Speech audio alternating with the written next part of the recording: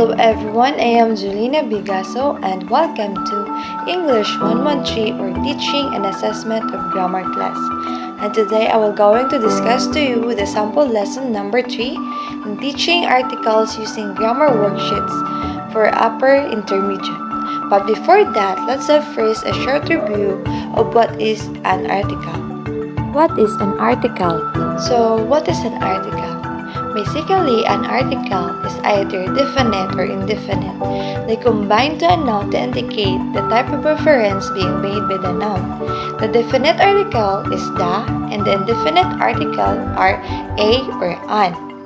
The definite article "the" is used when the speaker talks about a specific object that both the person speaking and the listener know. Example, the car over there is fast. The President of the United States is giving a speech tonight.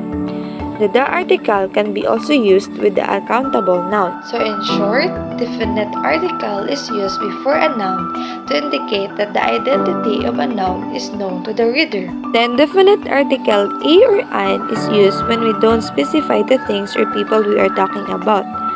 "A" or "an" can be used only with countable nouns. Example, I'd like a piece of cake.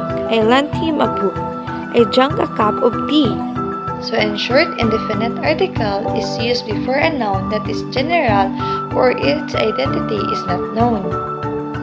The indefinite article a or a is used before the consonant sounds like b, c, d, g, and etc.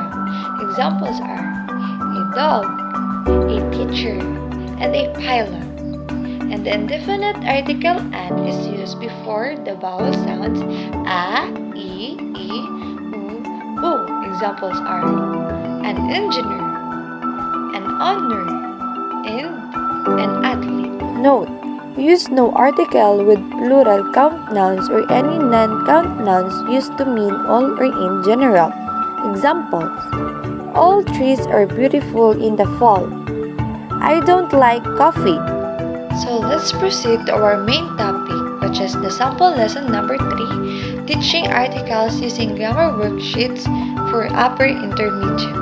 Still within the framework of a role-driven approach, the following procedures attempts to center the teaching-learning process more on the students with a view to giving them more responsibility for their learning and providing more opportunities for real communication, even if topic of conversation is grammar.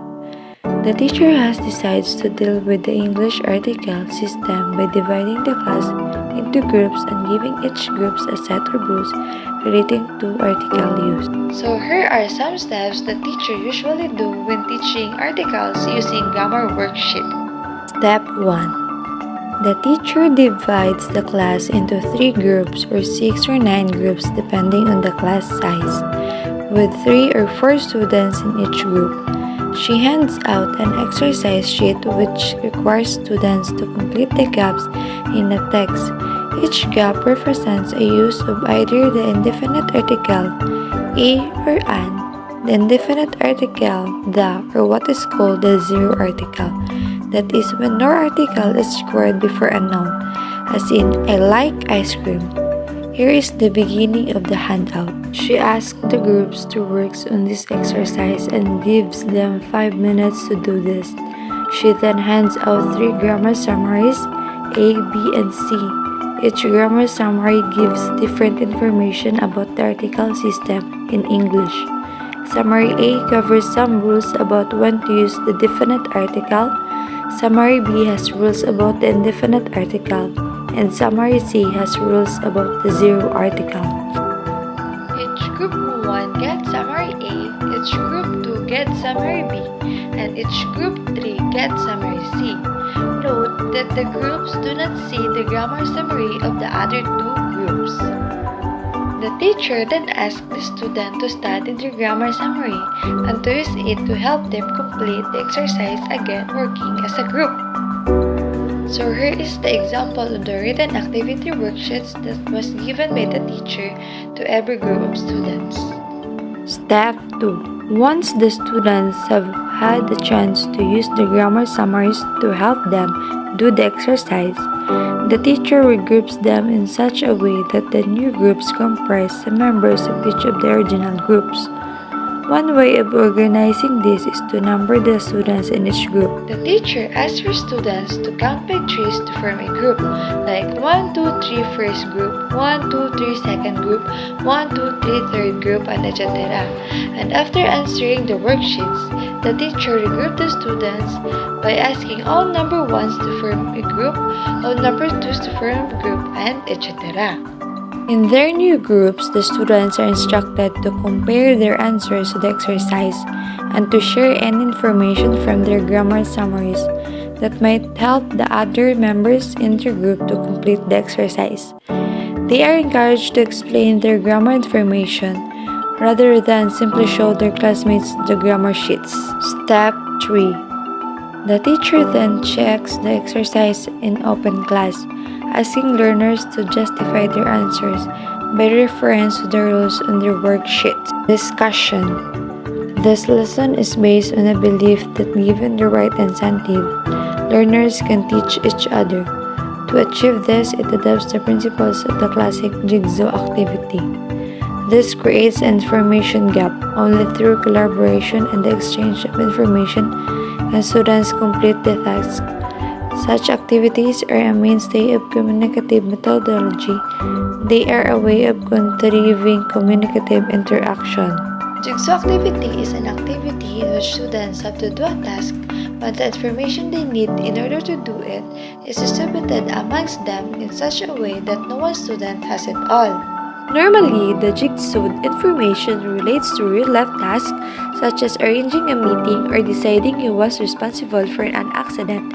In this lesson, the information that has been jigsawed is grammatical.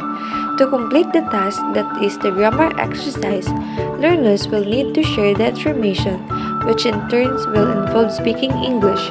They are learning about the language and getting communicative practice at the same time. In fact, studies of learners doing this kind of exercise suggest that they do exactly that. They do just as well when tested on the grammars as do students taught more traditionally, and they speak just as much as students doing meaning focus, that is not grammar focus, information gap activities. The teacher's role is limited to that of monitor, supervising the activity, and being available to help sort out problems in interpreting grammar summaries. So, to sum up all, in step 1, the learners are given the chance to pit their wits against the exercise and activate their current state of knowledge. This in turn creates a need to study the grammar information, and in step 2, to exchange this information. Any lingering problems with understanding the grammar summaries can be sorted out by the teacher in step 3. The same kind of exercise can be done as well by starting with 2 groups or with 4. The most important thing is that the students have to communicate about grammar. Evaluation, the E factor. This approach is only economical in terms of the time spent on it if the students are communicating in English, that is, getting the fluency practice that is customarily the aim of communicative activities. As long as this is the case, they are killing 2 birds with 1 stone.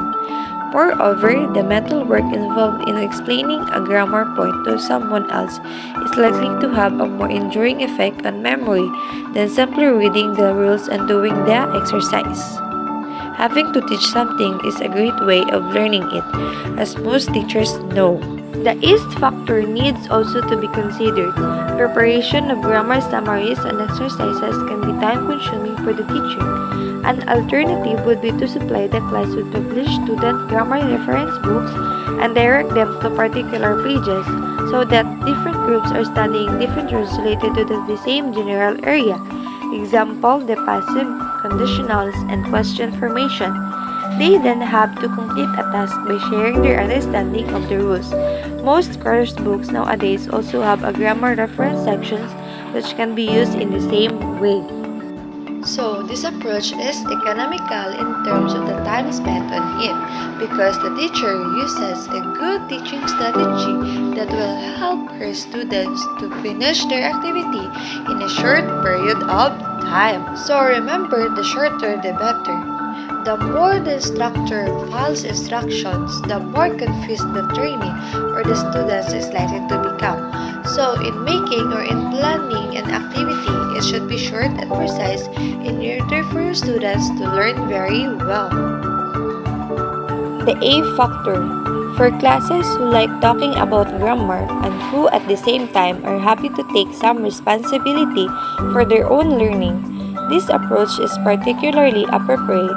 Conversely, students who would feel abandoned by the teacher and who might be mistrustful of their colleagues' explanation are likely to react negatively to such an approach unless assured that the teacher will closely monitor the group work and be available for consultation. So, this approach is appropriate because the teacher let his students practice their fluency in speaking English and help develop their communicative skills. To sum up, the role of the teacher in teaching article using grammar worksheets is important because they are the one who monitor, facilitates, give advice, correct mistakes, help sort out problems in interpreting the grammar summaries, help boost self-confidence, and help develop their communicative competence in speaking English. So, that's all for today, guys. Thank you for listening. I hope that you have learned from my discussion. Thank you and stay safe.